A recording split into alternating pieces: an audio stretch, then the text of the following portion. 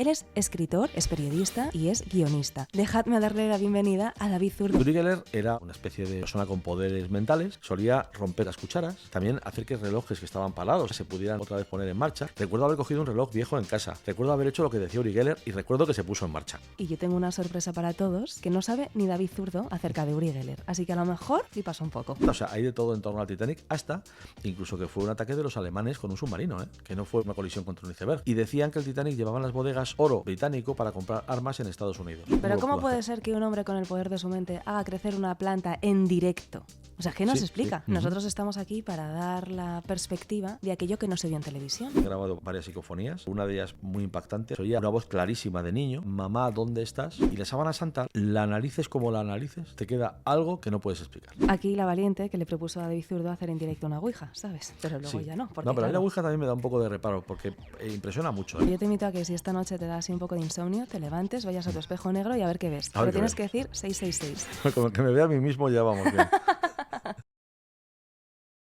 Primer programa de 2025 y lo hago con una de esas personas a las que yo considero amigos y referente. Amigo es obvio porque es amigo de la familia y referente pues porque es una Wikipedia andante. Ahora cuando lo presente ya lo entenderéis, pero primero dejadme darle la bienvenida a David Zurdo. Hola David. Pues encantado de estar contigo, Piluga. Por fin lo hemos es verdad, conseguido. sí. Así a lo mejor de nombre, a los que nos estén escuchando, pues dicen, ¿quién es David Zurdo? Primero porque no tiene redes. Solo Twitter, bueno, como se llame ahora, por la radio, porque prácticamente es inevitable, pero lo demás sí, estoy totalmente alejado de eso. Y eso no quiere decir que no estés súper presente en el mundo que nos ocupa hoy, que es el misterio, el enigma, el periodismo Sí. y un poco pues todo lo que lo envuelve. Él es escritor, es periodista y es guionista. Y ahora os voy a dar un poco de contexto para que entendáis por qué yo lo llamo, además de amigo, referente. Es autor de más de 50 libros. Voy a decir así un poco las pinceladas porque si no, no acabaría. Escribió el guión de la película Anomalous. Fue director durante unos años de la revista Qué Leer. Actualmente dirige y presenta el programa El pasado no es lo que era en Radio Nacional, de divulgación histórica. También es guionista de programas de televisión como El Arca Secreta u Otros Mundos, Los 7 Pecados Capitales, Esto es otra historia, entre otros. También ha colaborado en guiones de series como El Greco o recientemente Desafío ETA en Amazon Prime y en documentales como La vida secreta de Felipe II o El bibliotecario de Mauthausen. Y como periodista has entrevistado, que esto yo no lo sabía, a los 4 presidentes o primeros presidentes de la democracia. Bueno, quitando a Adolfo Suárez, Sí, que quitándolo. fue imposible, pero a los demás sí, hasta Pedro Sánchez, que no, digamos, no se le entrevistó, pero simplemente porque no tenía sentido, era una serie sobre ETA, y entonces los presidentes de la democracia todos han tenido que ver con esa lucha contra esta organización armada. Entonces, sí, efectivamente fueron 4 entrevistas que la verdad es que me gustaron mucho, muy distintas, claro, una de otra, son personas muy diferentes, pero fueron muy enriquecedoras, me lo pasé muy bien. Con este currículum que tengo por delante es que ya yo tengo una entrevista preparada, pero digo, no sé si empezar por tu faceta como escritor, como la de guionista, como la de novelista, pero bueno, en realidad, yo pensaba, ¿cuál puede ser el engancho para tenerte aquí hoy en el primer episodio del Chit Chat Club de 2025? Y como buen periodista, que yo también peco de ello, tienes una novela empezada que no has sido todavía capaz de terminar. No, es cierto. Pero, no, lo primero que has hecho es poner de manifiesto lo viejo que voy haciendo. Porque el currículum al final solo es eso, es que va pasando muchos años y uno tiene que hacer muchas cosas. Claro. Pero sí, es verdad que estoy con una novela, pero todas las demás cosas que estoy haciendo me impiden terminarla. Y lo que más me duele es que tengo el esquema de todo lo que quiero contar. O sea, no es que me haya quedado bloqueado porque no sé lo que quiero contar, sino que sé lo que quiero contar, pero no tengo tiempo o la calma también necesaria para poder contarlo. Y de todas las novelas que has escrito, hay un denominador común que yo diría que es el misterio, o los enigmas. En la mayoría, aunque es muy curioso porque la que yo considero mejor de ellas, pues no es de misterio. Es curioso, es ¿Cuál? más costumbrista, se llama El techo del mundo y tiene que ver con la construcción del edificio Empire State justo durante la crisis económica del crack del 29 en Nueva York, en Estados Unidos. Es una novela que no tiene nada que ver con el misterio, curiosamente, y a mí es la que más me gusta. Pero bueno, también es verdad que fue la que menos se vendió.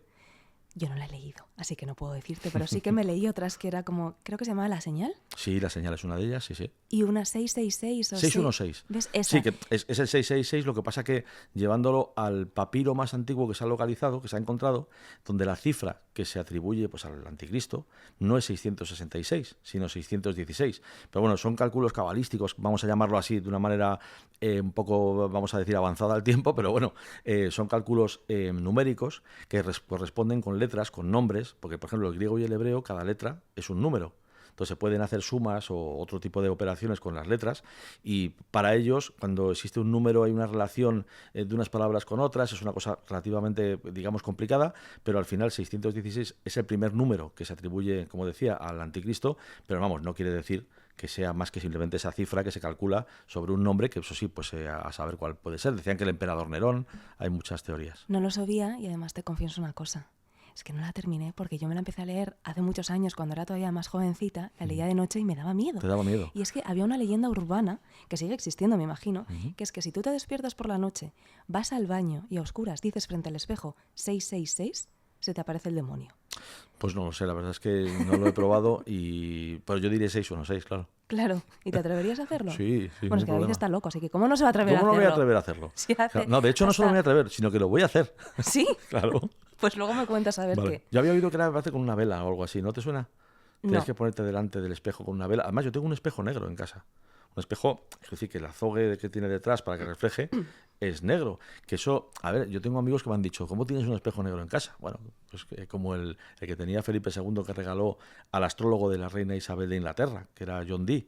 Le regaló un espejo negro que decía que él ahí veía pues los secretos del universo y del futuro y todo esto, no sé. Bueno, yo te invito a que si esta noche te da así un poco de insomnio, te levantes, vayas a tu espejo negro y a ver qué ves. A ver Pero qué tienes veo. que decir 666. Como que me vea a mí mismo ya vamos bien.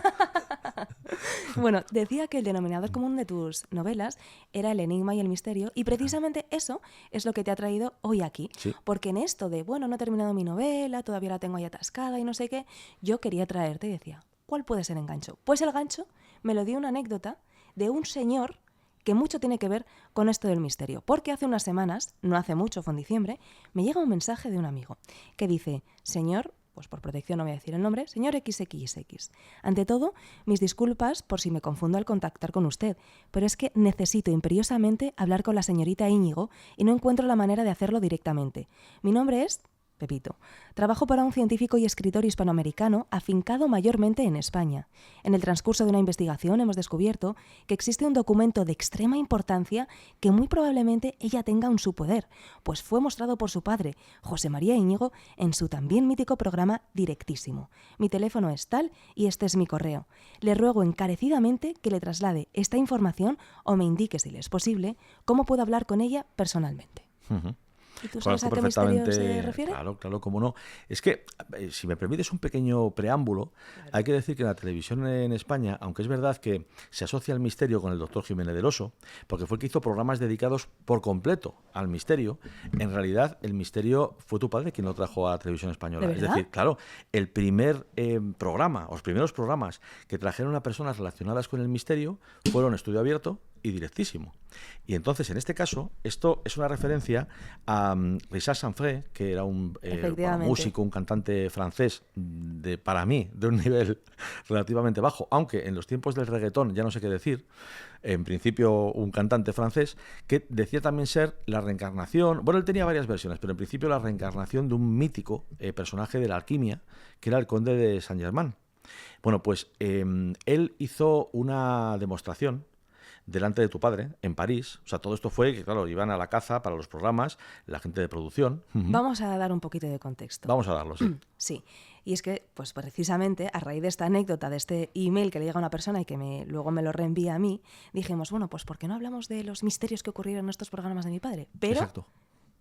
¿De qué año estamos hablando? Estamos hablando justo de año 75. Efectivamente. Es el año en el que, bueno, el programa ya se emite justo después de la muerte de Franco, pero la gestión se hace previamente, o sea, estás ahí en la frontera, que por cierto, una cosa curiosa, durante el final del franquismo no hubo problemas así especiales con el tema del misterio. Quizá con las caras de Belmez sí, hay una historieta ahí larga de contar justo en el año 70, una cosa así, pero después tampoco había grandes problemas contra cuestiones que tuvieran que ver con el misterio. Pero esto digo, se emitió el programa justo, bueno, se emitió no, se emitió sí, en directo, quiero decir que no era un programa grabado ni mucho menos, ya justo a finales del 75. Pero la cosa empieza en París. Empieza con que, claro, es la gente... Nosotros estamos aquí para dar la perspectiva de aquello que no se vio en televisión. No, claro. Y porque estos señores iban al programa de mi padre. No, ¿y por qué iban y cómo se hacía? Porque se hacía con una rigurosidad y un trabajo previo enorme. El equipo de producción lo que hacía era un trabajo previo de buscar a personas interesantes que tuviesen algo que contar en cualquier sentido. Había gente también que hacía cosas muy raras, yo qué sé, pues como aquello de tocar el serrucho como si fuese un violín. Sí. Pero estamos hablando ahora de temas así de misteriosos. Entonces, el Richard Sanfré, que decía ser el conde de Saint-Germain, teóricamente poseía el secreto más importante de la alquimia, que es la piedra filosofal. La piedra filosofal, el elixir de la vida, todo esto. Entonces, él hizo 2 cosas en París. Bueno, en todo esto, cuando tu padre me lo contó, fue tremendo porque la llegada a París desde el aeropuerto a casa de Richard Sanfré fue en un taxi que en aquella época, al parecer, los taxistas de París llevaban un perro, que debía ser, por si acaso, un perro grande, por si acaso el viajero se negaba a pagar o algo así. Entonces, el perro iba sentado en el asiento delantero como del copiloto, sí, sí. No me lo puedo creer. Pero un perrazo. Y entonces ellos él fue con Jesús Torbado, que era el guionista del programa en aquel momento, luego Premio Planeta también. Es un que mi escritor padre conocido. era de aquellos que decía, yo si no lo veo, no lo creo. Entonces él contactaba con estas personalidades que hacían cosas muy variopintas y decía, mira, vale, tú quieres venir a este programa a hacer esto, pero antes me lo vas a demostrar a mí. Efectivamente. Por eso digo que se hacía con un gran rigor, ¿eh? ¿Y entonces qué ocurrió en París? Bueno, él había ya comprado previamente un trocito de plomo porque Richard Sanfré decía que era capaz de transmutar el plomo en oro. Una de las cosas de la piedra filosofal, digamos, de la alquimia. Entonces, para que no hubiese trampa ni cartón ahí, él le dijo a tu padre, no, el plomo lo trae usted directamente y lo marca con un punzón, la marca que usted quiera hacerle, para que después, cuando se convierta en oro, se vea que esa marca sigue siendo la misma. Es decir, que todo estaba hecho así. Él fue a casa de este hombre en París. Él estaba casado en aquel momento con otra cantante más importante que él, que era Dalida, que luego se divorciaron, si no me equivoco, pero en aquel momento estaba casado con ella. Les recibieron a Jesús Torbado y a tu padre, a José María Íñigo, y hicieron el proceso de transmutar el plomo en oro. Pero antes, Richard Sanfré también le confesó que tenía un documento que probaba que ese polvo, esos unos polvitos que él tenía, que él decía que no los había hecho él, que se los había dado otro alquimista, pero bueno, todo esto ya digo que tiene siempre como más de una versión, que era capaz también de devolver la vida o prolongar la vida. Y el papel, que hace referencia precisamente este mensaje que a ti te han enviado, tenía que ver con un documento del Instituto Pasteur de París también, en el que los científicos decían que habían conseguido revivir a un perro muerto durante un tiempo breve gracias a esta sustancia. Ese papel existía, porque tu padre lo vio. Lo que yo ya no recuerdo es si realmente tuvo alguna copia o no de ese papel, o simplemente Richard Sanfré, cuando estuvo en España, él llevaba un maletín que no se separaba de él. De hecho, el programa de televisión se puede ver entero, está en RTV Play. Y va con ese maletín que yo le he visto. Siempre iba con ese maletín, y dentro tenía sus cosas. Quizá también ese documento, eso ya no lo puedo saber, pero el documento existía, y tu padre lo vio. Es verdad que podía ser, vamos a ver, una falsificación, eso yo no lo puedo decir. Pero lo que sí se puede decir es lo que tu padre vio en directo antes del programa directísimo, quiero decir, en la casa de Richard Sanfré. Fue con un pequeño, vamos a decir, un infernillo de estos, casi un camping gas, colocó encima, vamos a decir en terminología así alquímica, un pequeño atanor, como un hornito pequeño, donde colocó ese plomo, lo calentó y luego añadió esa sustancia. Eso estuvo un tiempo, vamos a decir, cociendo, como si fuese una comida, y al rato ese plomo se fue convirtiendo en algo dorado. Lo dorado en lo que se convirtió es algo que seguía teniendo esa marca hecha con el punzón que había hecho tu padre antes. Pero es que además, cuando ya se enfrió, él se lo pudo quedar y pudo llevarlo a un joyero que le dijo, sí, esto será truco, no será lo que tú quieras, pero esto es oro. Eso me dijo que después de realizar esa prueba se fue en París a algún joyero que conocía de aquel entonces, sí, y le afirmó que eso era oro. Sí, era oro. Pero es que esto lo hacen luego en la televisión en directo. Y para hacerlo bien llevan a un grupo de periodistas, de químicos y de joyeros. O sea, no y está hasta hecho... Juan Tamariz he visto, que también estuvo. Sí, efectivamente, porque claro, imaginando que podía ser un truco, pues habría que ver si eso era... si se pillaba el truco, vamos a decir. Porque vamos a ver, probablemente truco es. Si eso... Ahora, ¿cómo lo hizo Richard Sanfré? Pues eso es lo que no sabemos. Él, en absoluto directo, en televisión española, en aquel momento, hace el mismo proceso que había hecho en París, delante, pero vamos, mirándolo a 1 metro, de esos joyeros y de esos químicos, y con los periodistas en una grada que están, digamos, siendo testigos un poco notarios de lo que se está haciendo allí, hacen el mismo proceso y efectivamente uno de los joyeros hace una prueba sencilla en la que él dice que no puede decir de qué ley es el oro, o sea, de cuántos quilates, pero sí que hace la prueba de que es oro y efectivamente lo es y así lo afirma. Truco o no truco, pero el caso es que consiguió transmutar el plomo en oro. Lo que pasa, y esto es lo... Porque Rixac Sanfré decía que si era el conde de Saint-Germain que tenía la capacidad de prolongar la vida, pero él se suicidó. Se suicidó Claro, en el es año que eso es lo 81, me sorprendente, parece. porque él decía que tenía 400 años y Sí. que tenía el elixir de la eterna juventud y que él era la propia reencarnación. Pues él se suicidó además el día Nacional de Francia. Creo que fue en Saint-Tropez. Y lo que pasa es que, claro, aquí hay una leyenda de fondo que podemos creérnosla o no, ¿Cuál? que es que los alquimistas cambian de identidad de vez en cuando, para no ser atrapados, vamos a decir, porque claro, una persona de 400 años podrías ver esta persona porque no cambia y porque siempre es la misma. Claro, si esto es cierto, vamos a suponer que lo pudiera ser, como hipótesis. Claro, a lo mejor lo que hizo no fue suicidarse, sino cambiar de identidad. Eso es algo que no podemos saber, pero que es fascinante, ¿no? Tenerlo como opción. Y después de esto, ¿salió algún alquimista más que también se hizo popular? O entiendo que habría alguien más que querría sumarse a la ola y decir, bueno, pues yo también puedo hacerlo. No, yo que conozca, no, seguramente los ha habido, lógicamente, pero así relacionados con la televisión en España yo no recuerdo. Alquimistas no, otro tipo de personas con, vamos a decir, capacidades o con dones que, según ellos, que podían hacer algo maravilloso fuera ya de lo que es la física, sí. ¿Y tú recuerdas ver ese momento en televisión? No, de Rixac Sanfré no, pero sí recuerdo perfectamente el más mítico de todos. Lo recuerdo de muy de niño porque fue anterior al de ¿Cuál? Rixac Sanfré, el de Uri Geller. Bueno, antes de pasar a Uri Geller, déjame terminar con algo de lo de Rixac Sanfrey, porque yo estaba investigando y claro, también he escuchado declaraciones de algunos pues, farmacéuticos, químicos, ingenieros, Sí. alquimistas y demás.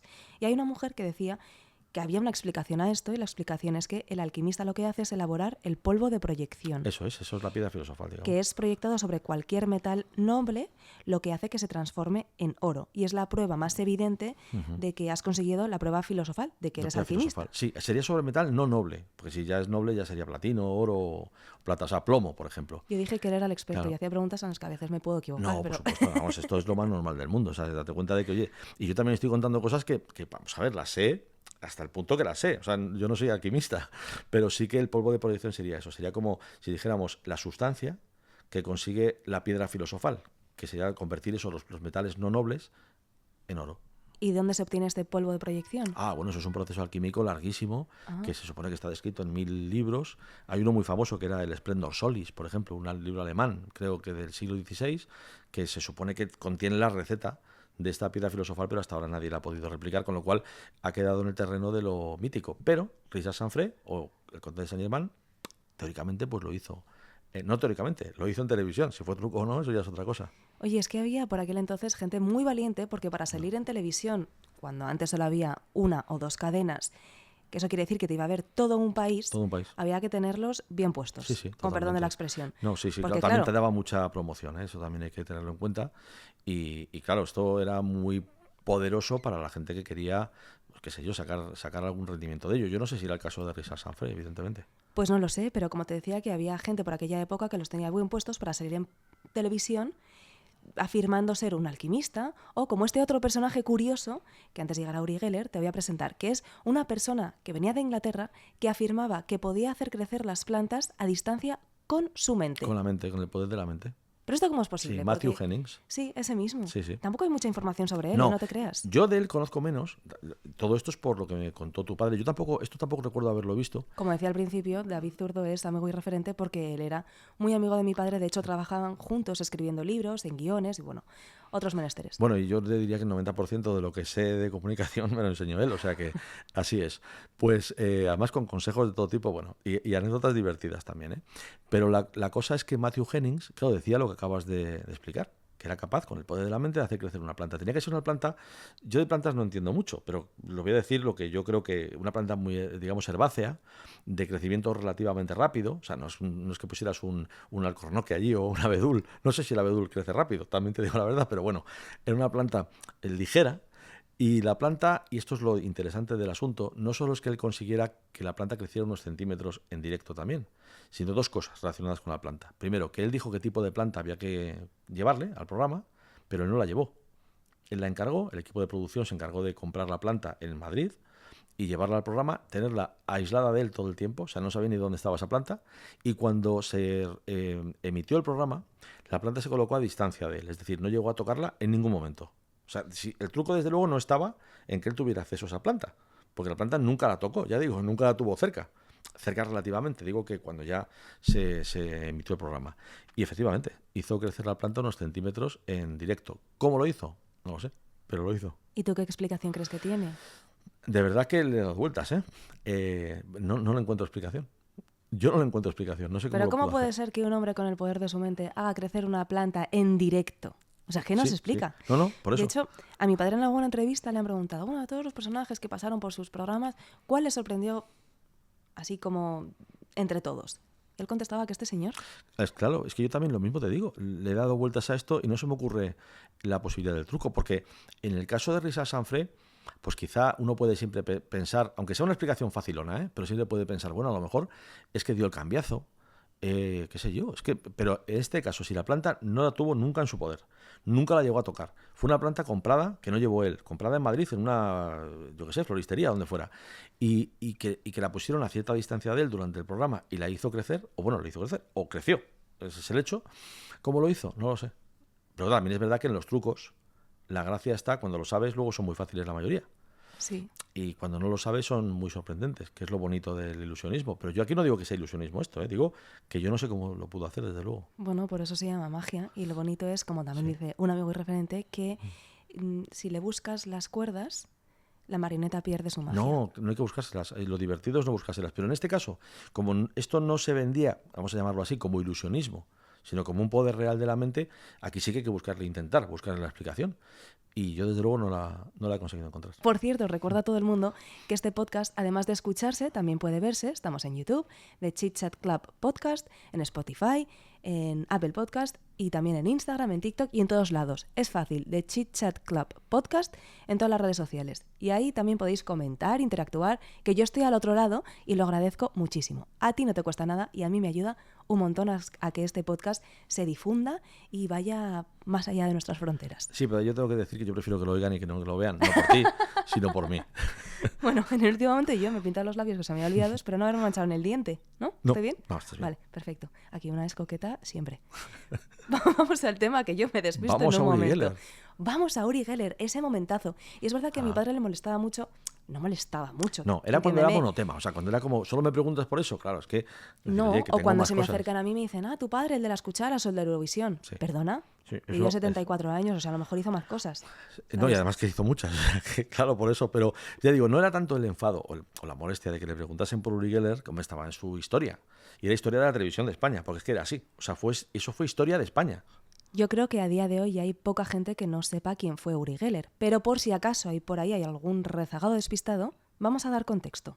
Si Uri Geller era vamos a decir, no sé, una especie de también persona con poderes mentales que decía que era capaz de hacer varias cosas. Por ejemplo, con el poder de su mente, pues para mostrar que tenía ese poder, solía romper las cucharas. También hacer que relojes que estaban parados hacía tiempo, lo que sea, se pudieran otra vez poner en marcha. Yo esto lo recuerdo de haberlo visto en televisión, en el momento, en directo. Recuerdo haber cogido un reloj viejo en casa. Recuerdo haber hecho lo que decía Uri Geller y recuerdo que se puso en marcha. O sea, también te digo que eso es así. Ahora, aunque bueno, que se pusiera en marcha un reloj tampoco implica que sea un poder inmenso de la mente. Pero este hombre después, si no me equivoco, pasa que esto no sé si es leyenda o es realidad, Uri Geller después ha hecho fortuna buscando yacimientos petrolíferos, con lo cual teóricamente algo es capaz de ver es como los zahoríes. Bueno, no es lo mismo porque los zahoríes sabemos cómo funciona y eso es totalmente real. Lo de Uri Geller, bueno, pues no sabemos, pero él se dedicó a eso. Pues ya sabemos a qué se deben sus poderes mentales. Y no te lo voy a decir yo, te lo va a decir él. 2 articles that I'm sending you are mind-blowing. I always believed that I got my powers from aliens, and I got a beam of light hitting my head when I was 6 years old. And 2.5 months ago, I did an MRI on my brain, and they found an implant. Unbelievable.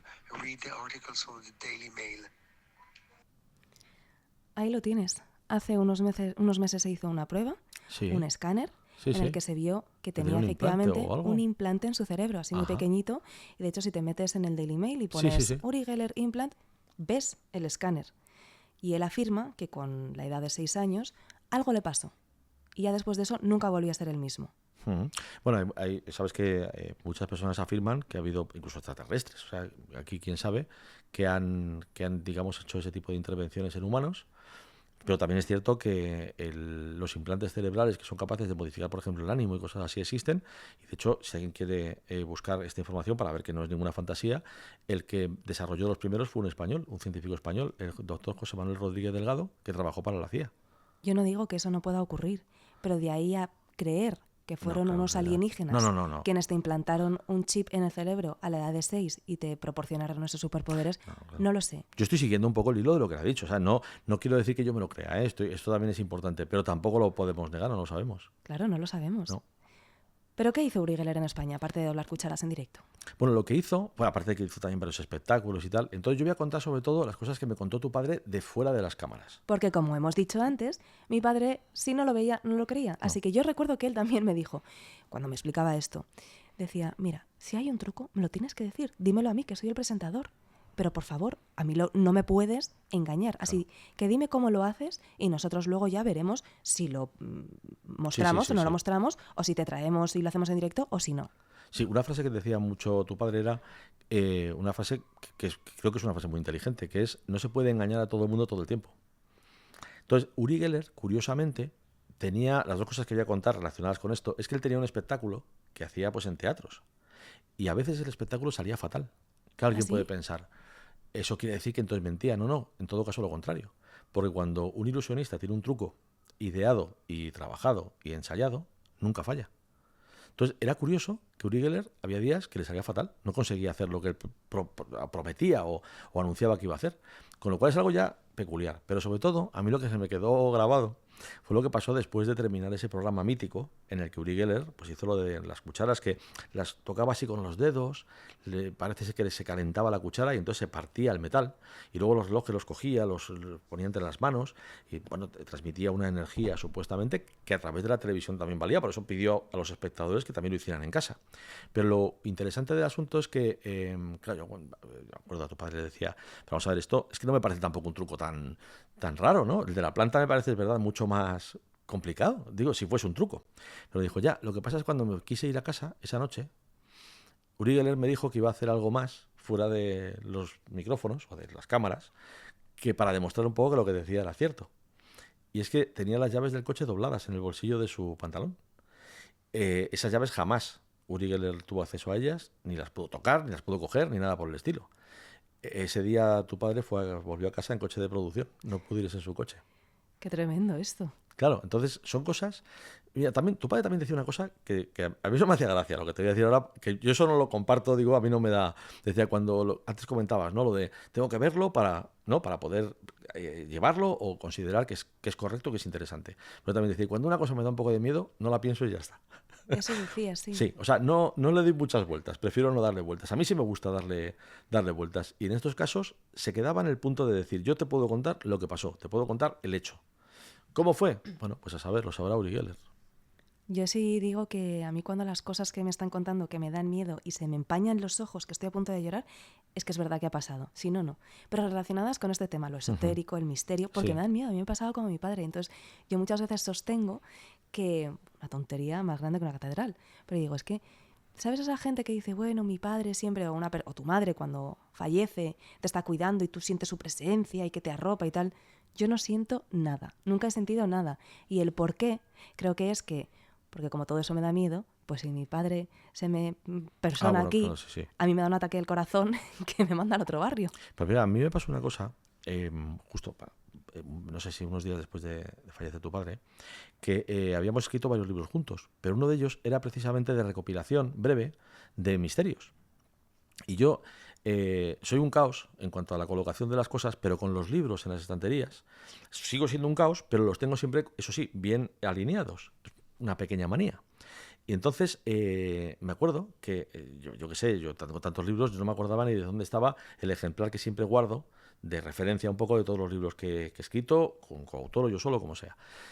Y de pronto me encontré un libro que sobresalía de la estantería, en una de las estanterías, y pensé, bueno, debe ser un libro que yo a lo mejor he colocado en cierto momento aposta para tenerlo ahí para utilizar. Pero no era ningún libro de los que estaba utilizando, sino que era el ejemplar de ese libro de misterios que estaba fuera de sitio. Yo no sabía de verdad en ningún momento dónde lo había colocado, porque si tú me preguntas ahora dónde tengo mis libros, tengo que mirar toda la estantería para localizar cada libro. O sea, no tengo ninguna clasificación ni nada, solo los tengo bien alineados.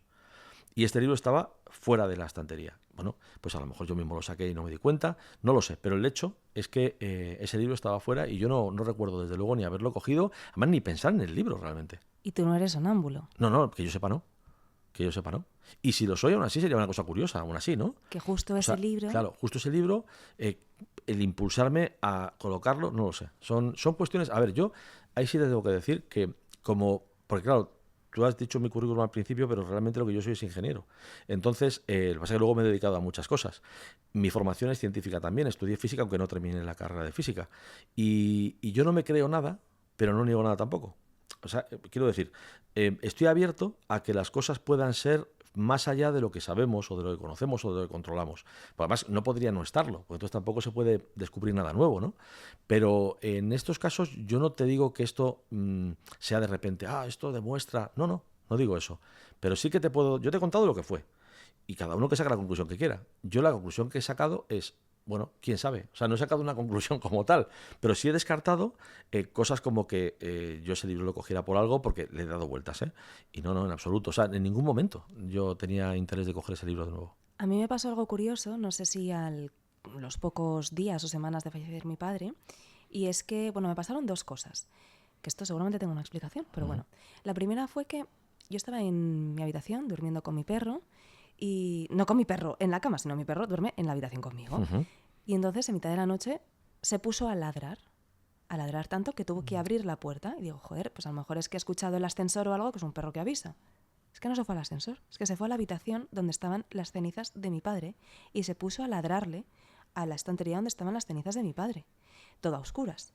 Yo me levanto, yo que soy una cagada, ya te lo he dicho antes, me aterra todo eso, me aterra y me acerca, no sé, es como que quiero seguir sabiendo pero luego no. Me acerco un paso, doy para atrás 10 y vuelvo, claro. Voy a la habitación donde se pone a ladrar, me acerco, digo, hola, eso típico que ves en las películas, hola, ¿hay alguien aquí? No hay nadie, no había nadie en casa, absolutamente nadie, estaba sola, era verano. Y veo que el perro sigue ladrando, y yo digo, me voy a agachar debajo de la cama, me voy a morir del susto como haya algo aquí debajo, Claro, pero me voy a agachar. Sí, pero eso también, ¿eh? Si hay algo debajo de la cama, menudo susto. Yo me acuerdo de ese momento y empiezo a sudar, digo, Dios mío, qué miedo, me agacho, levanto así un poco la colcha y no hay nada debajo de la cama y el perro seguía ladrándole donde estaba la urna con las cenizas de mi padre.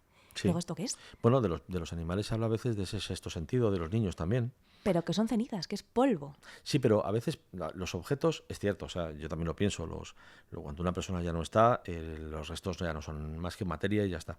Pero es verdad que a lo mejor pueden tener una significación, digamos, de enganche. Por ejemplo, una persona puede estar ligada quizá a un sitio. Bueno, digo en vida hablo, ¿eh? Y ese sitio puede ser una referencia para esa persona. Bueno, yo te voy a contar cosas que no tienen que ver con lo que yo crea o deje de creer, porque como te decía antes, yo simplemente estoy abierto a las cosas, ¿no? Pero, por ejemplo, yo he hecho muchas psicofonías con una amiga íntima, Clara Tahoces, que yo creo que es la referente en España de psicofonías. Que luego iremos a ello. Luego iremos a ello, pero lo que te iba a comentar así como pequeño apunte es que ella me dice, por ejemplo, que los sitios como cementerios no son buenos en principio, ¿no? Por ejemplo, para grabar psicofonías, porque ahí la gente no está ligada a ese sitio. Las personas que van a ese sitio ya es después de su vida. En cambio, a veces en un lugar normal que no te esperas, además de día, no hay que hacerlo de noche ni con cosas raras, pues se graban cosas, y yo de hecho con ella he grabado cosas que han sido bastante sorprendentes. Yo pocas, 7 u 8 en toda mi vida, pero ya muchas más. Ahora me las cuentas, pero antes déjame concluir con el apartado de Uri Geller. Y es que a mí también mi padre me contaba que para certificar que lo que hacía era real y que no había truco, le dijo, bueno, hazme alguna prueba que no sea lo de las cucharas. Y le dijo, vale, pues nos vamos a ir esta tarde a los grandes almacenes de tu ciudad. ¿Cuáles son? El Corte Inglés. Y al Corte Inglés que se fueron. Y se puso delante de las escaleras mecánicas y con su poder ahí de la mente se puso delante, concentrado, cerrando los ojos, mirando las escaleras, diciendo lo que tú decías. A veces funciona y a veces no funciona. Bueno, pues paró las escaleras mecánicas de las escaleras mecánicas, fíjate. Hola, Jay, que esta es la mascota del programa. Es un invitado extra. Sí. Estaba tardando en aparecer y él lo que está diciendo es que sí, que se acuerda de eso, Has que visto él que también le pasó. Ha sido justo, ¿no? Ha sido Pero justo en el mira, momento. yo eso que dices de las escaleras mecánicas, de niño también lo hice, pero sin el poder de la mente, lo hice con el pie. Hay un botón en las escaleras mecánicas que son para pararlas y no veas la reprimenda que me llevé porque, claro, se paran de repente. Es que Y aquí se le ocurre, la gente que David. estaba en ese momento de las escaleras mecánicas, no se cayó nadie, pero estuvieron a punto. ¿A quién se le ocurre? Pues yo vi de un verdad? botón rojo y dije, voy a tocarlo Pues a con el tocarlo, pie. claro, como eres niño, pues a tocar todo. Claro. Y la otra prueba que le hizo fue, estando en el hotel, creo que fue en el hotel donde él se hospedaba, dijo, venga, baja aquí a la barra y vamos a hacer otra de las pruebas. Baja a la barra, pide un vaso de leche y dentro mete una cuchara, o no sé si mete algo, la verdad es que esto no recuerdo bien, pero pide un vaso de leche y se queda ahí en la barra pensando, proyectando su energía sobre el vaso que había pedido y de pronto el vaso, ¡plas!, estalla. Nadie lo había tocado. El vaso se lo había puesto el camarero. Ujú. O sea, no Sí, venía... una resonancia, digamos, de alguna manera que hizo con la mente. Sí. Sí, Entonces, sí. claro, mi padre vio esas pruebas y dijo, venga, vámonos al Sí. programa que vamos para adelante con ello. Y sobre todo, ya te digo, a mí lo que él me decía que le sorprendía más era precisamente que a veces le salía y a veces no, como prueba de que quizá eso tiene algo de realidad de fondo, ¿eh? Bueno, pues, ¿sabes a quién he contactado yo? Ujú. A Uri Geller. Ahí va, Sí, ¿y quieres ver lo que nos dice? por supuesto. Acerca de lo que él recuerda del programa en directísimo. Observa. Hi, Piluca. This is Uri Geller. Listen, your father, who is behind me, Jose Maria Inigo, changed my life. Because that show in Spain was mind-blowing. Unbelievable. Things happen in people's homes. Your father was genuine. He was one of the best, not the one of the best television presenter in the world. He had charisma, he had charm, he had energy, and he was loved by all the Spanish people. So I send everybody who is listening to you now, your podcast, whatever, you can put it up on the internet. I send you my love to all the Spanish people, a big hug from me, and you have to come to the Holy Land. Israel, this is my museum. Listen, Jesus Christ walked here. Look, show around the museum a little quickly. This is incredible. I have unbelievable things here. Come, come, come. I even have the crystal that Salvador Dali gave me that belonged to Leonardo da Vinci. Unbelievable. So I love you all. Mwah. Bueno, impresionante. Lo que ha dicho... Uri ha Geller dicho en directo desde ha dicho Holy Land, Israel. el mejor, sí, él es israelí, ¿no? Por Sí, los judíos, vive en sí. Tel Aviv. Él dice lo del mejor presentador de todo el mundo. Tal. Yo te digo una cosa, yo he intentado imitarlo. O sea, bueno, cuando digo imitarlo no digo en el sentido malo de imitar, sino coger las cosas que me enseñó, intentar replicar algo que fuese, vamos a decir, acercarse un poco a lo que hacía tu padre en la tele y todo eso en la radio. Y yo tengo que confesar que no he podido. O sea, que no es una cuestión de, creo, de aprender, sino que hay que también tener el don. Y aprendiendo se consiguen hacer las cosas, ¿eh? Pero el don, si se tiene, la cosa cambia. Yo muchas veces lo escucho ahora en programas, me meto a lo mejor en internet, busco en el RTV Play, algún programa antiguo, algún fragmento tal, y digo, es que qué forma, ¿no? de hacerlo. O sea que yo desde luego estoy con Uri Geller en que no sé si el mejor del mundo, pero desde luego de los mejores del mundo. Pues yo también estoy con Uri Geller y contigo porque, claro, yo soy la hija y mira, a mí se me cae la baba. Ah. Y es que, bueno, esto ha sido porque se me ocurrió una tarde escribir a Uri Geller a ver si conseguía contactar con él. Maravilloso esto, ¿eh? Le escribí un domingo por la tarde, al día siguiente me había contestado dándome su teléfono y Sí. haciéndome una videollamada. Sí. Solo Así una que, cosa, que dice el Salvator Mundi, que tiene una reproducción ahí, Sí. ¿es de Leonardo da Vinci o no? No está confirmado. bueno, Se cree que sí. Se han gastado unos millones y millones en comprarlo. Sí. O sea que vamos a suponer que sí, pero creo que por lo visto no está totalmente confirmado que sea de Leonardo. yo Bueno. no lo sé, pero como nos ha invitado o me ha invitado a The Holy Land, bueno, pues a lo mejor voy ahí y ya le preguntaré. Ah, ¿Te me imaginas encantaría, hacer un desde luego. programa con él? Hombre. Me muero. Es que además que se le ve muy bien, ¿no? Está muy joven, me refiero, está muy Tiene bien. 77 años. Por eso, pero está muy bien. fantástico. Sí, es Por fantástico, cierto, un beso enorme para Uri Geller, si me escucha o si lo ve, Sí, sí, pero sí. que muchísimas gracias por haberse prestado a enviarme este vídeo, que se lo pedí de un día para otro y me lo ha hecho. increíble, Así sí. que muchísimas gracias y Sí. un Me beso sumo, enorme. me sumo a ese agradecimiento porque vamos, ha sido... Hombre, es que quedado me de parece lado. brutal tener a Uri Geller en mi WhatsApp, Sí. en este podcast. Tú imagínate, ¿Y qué museo tiene, el tío? Que... tiene un trono de cucharas. Entero, un trono gigantesco de cucharas. Claro, Y entiendo. tiene una cuchara tatuada en el brazo, que no lo enseño porque lo he visto en otros vídeos y cuando hicimos la videollamada, Sí. y que dice, ¿sabes qué? Yo puedo doblar cucharas, no solo con la mente. Y entonces hace así, pum, con el brazo Claro. la dobla. O sea, que también tiene y sentido es la del gracia. humor, ¿no? Sí, sí, lo tiene, lo tiene. Lo tiene.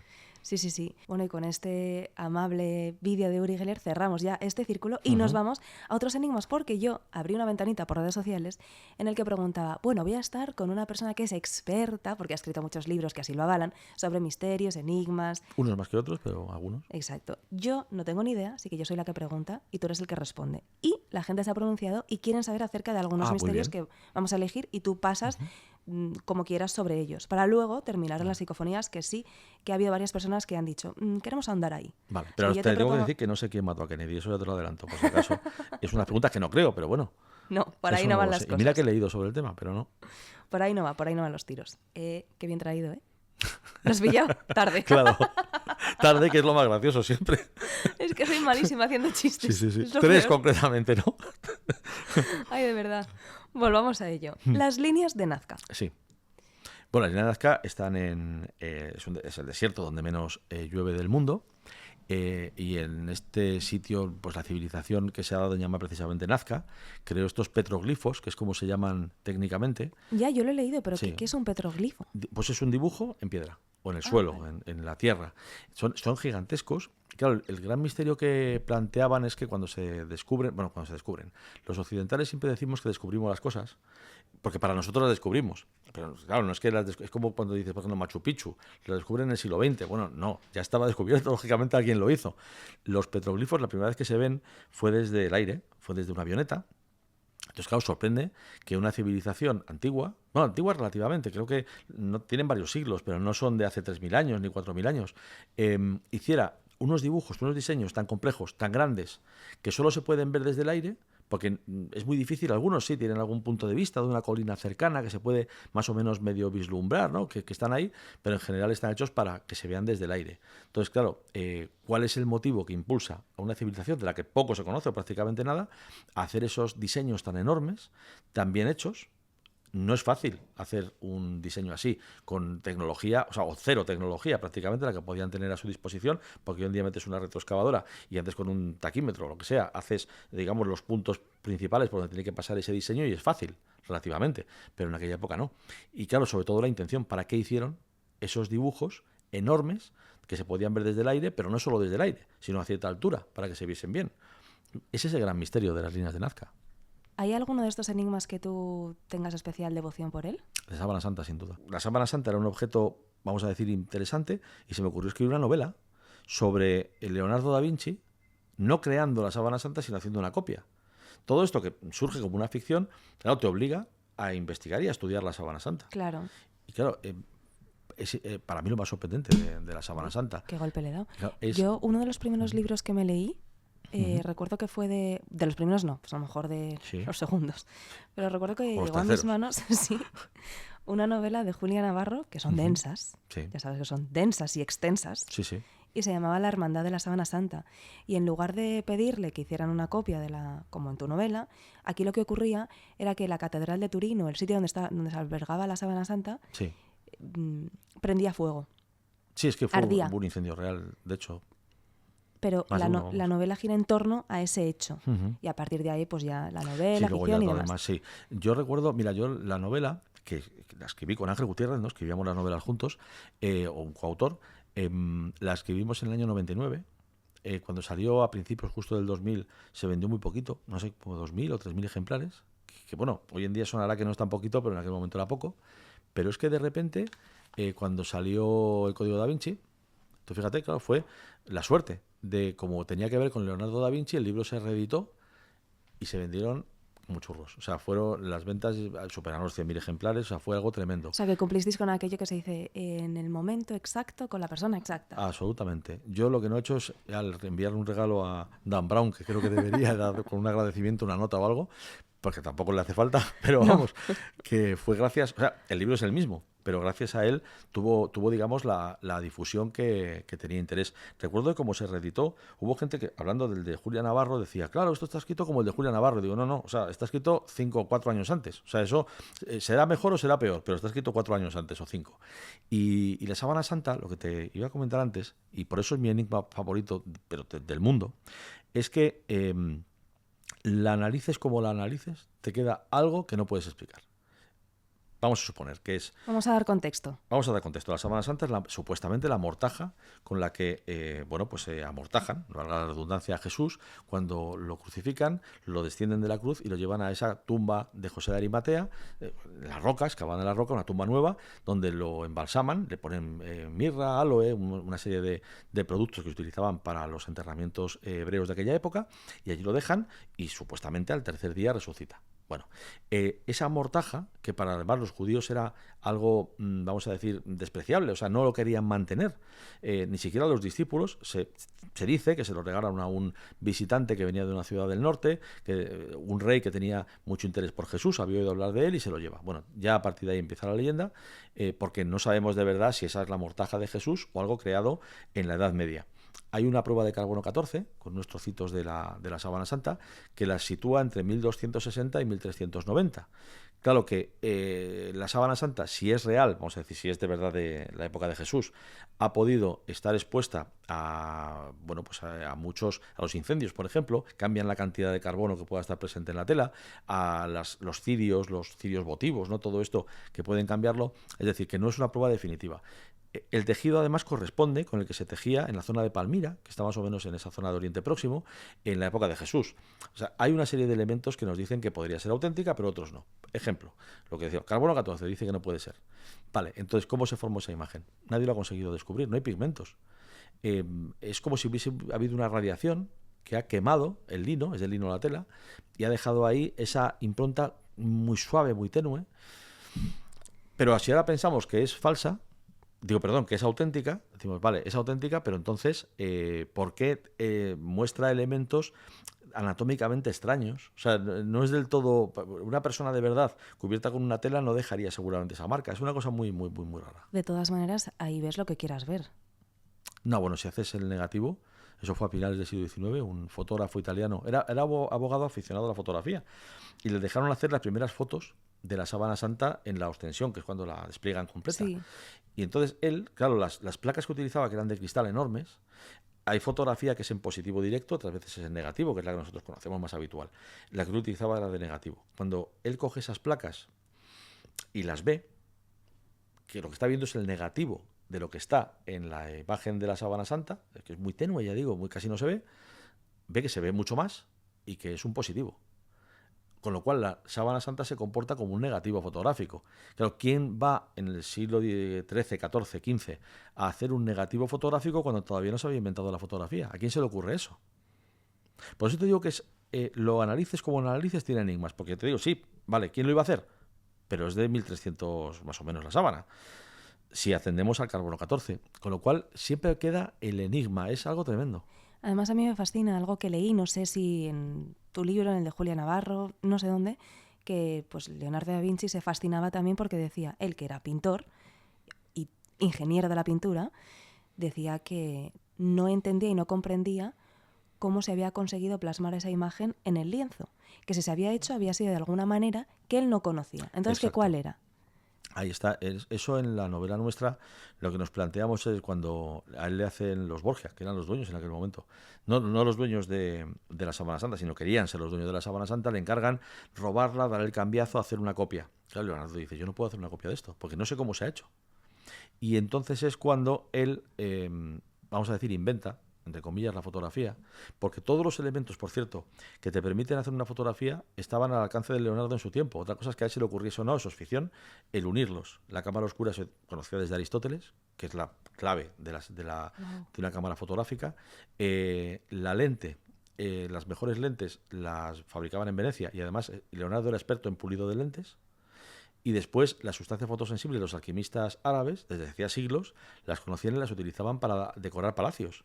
Lo que hacían era hacer unos dibujos con ellas. Cuando daba el sol, claro, se ennegrecían y era algo casi mágico, ¿no? ¡Wow! ¡Qué tremendo! Claro, con lo cual los elementos estaban.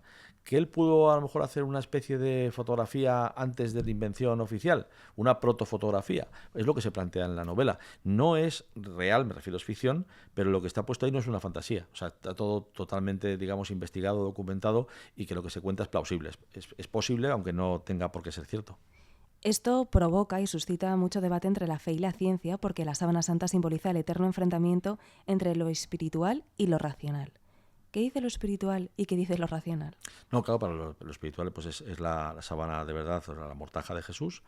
La Iglesia Católica no la admite como tal, es decir, que es ¿Ah, no? no, es lo que se llama una devoción libre. El Papa Juan Pablo II, por ejemplo, era muy devoto de la sábana santa, pero cualquier fiel católico no tiene por qué venerarla, ni mucho menos. O sea, eso ya es totalmente cada uno. Y la ciencia lo que dice es, no somos capaces de explicar cómo se ha formado esto. O sea, es decir, en partes separadas sí, pero en global, pues no. Y que algo que, vamos a suponer, que es del siglo XIV, hoy no sepamos cómo se ha formado, y se ha estudiado, ¿eh? O sea, no es que sea que no se ha podido estudiar, se ha podido estudiar. De hecho, lo estudiaron unos científicos que eran de la NASA en su día. Pues realmente, ya digo, para mí sigue siendo algo increíble, ¿no? Que no sepamos cómo se formó esa imagen, no hay pigmentos, para qué se hizo, de qué manera, por qué es un negativo fotográfico, insisto. Si es del siglo XIV, ¿por qué es un negativo fotográfico? Si no existiera la fotografía. ¿Y qué pasaría si en unos años se dice, pues mira, sí, esto pertenece a la Pueden ser mortaja de varias Jesús? cosas. Puede ser que fuese la mortaja de Jesús y entonces sería casi milagroso cómo se emite una radiación de su cuerpo que crea esa impronta. O no, es una fotografía que se hizo, de verdad, que la hizo Leonardo da Vinci incluso. Porque inventó la fotografía, que por cierto, alguien dirá, si la inventó porque no se supo después de la fotografía durante mucho tiempo. Pues es que los inventos no son como ahora, no estaba globalizado el mundo, ¿eh? Había cosas que se hacían una vez y luego se quedaban ocultas. Hasta los egipcios dejaron de hacer pirámides un tiempo y cuando volvieron a intentar hacerlo ya no sabían y ya no les salían.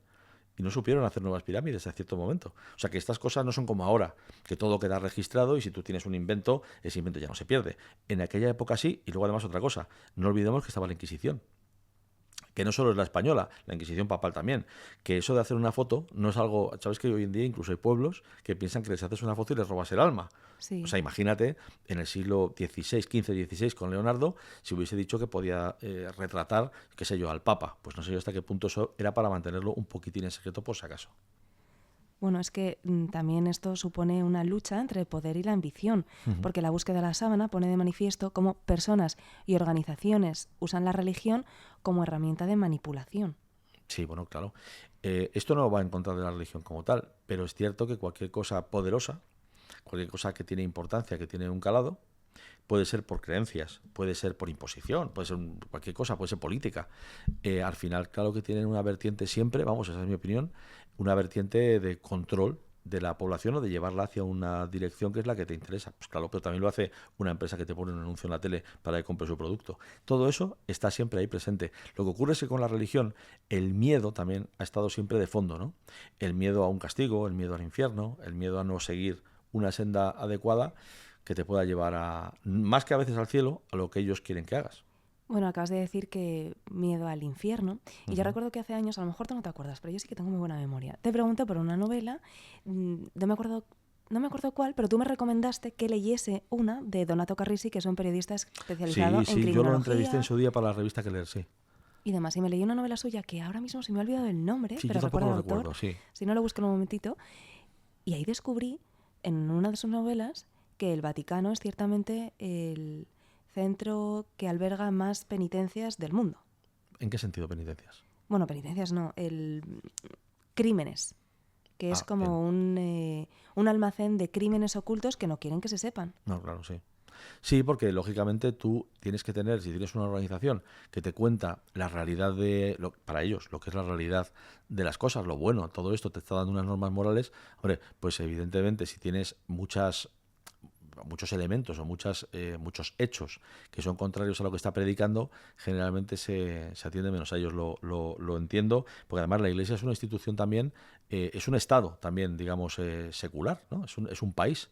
Entonces, a lo largo del tiempo, pues ha mantenido guerras y claro que ha intentado e intenta muchas veces ocultar crímenes y delitos que se han cometido en el seno de esa organización, sí. Bueno, y ahí decía también que para que exista el bien tiene que existir el mal. Y que para que exista el cielo tiene que existir el infierno. Lógicamente. Si no, no tendría ningún sentido. Date cuenta de que quizá el infierno como castigo no es necesario que exista, pero desde luego el mal tiene que existir, sí. Es el contrapunto, ¿no? Igual que la oscuridad y la luz. Evidentemente tienen que existir ambos.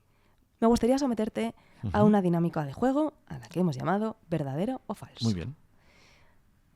Es de primero de misterio, ¿eh? O sea que te las vas a saber todas. Bueno. Vamos Yo a no, ver. porque yo soy principiante. Ya te digo que yo tengo un acercamiento al misterio desde la óptica de la ciencia. Eso es un poco lo que a mí me diferenció de otros, digamos, profesionales que conozco. O sea que puede haber temas de los que no tengan idea porque no los he investigado. Y yo no te voy a dar una explicación peregrina, ¿eh? No, me parece mejor, me parece genial. Vamos Y allá. además es que hay mucha gente que no sabe, pero David Zurdo ha colaborado y empezó su andadura también con Iker Jiménez hace muchos Trabajé años. con Iker Jiménez, primero con Javier Sierra, en los programas que hizo en Telemadrid, en el programa que hizo en Telemadrid, y luego con Iker Jiménez, sí, también. En Cuarto Milenio era. En Cuarto Milenio, sí.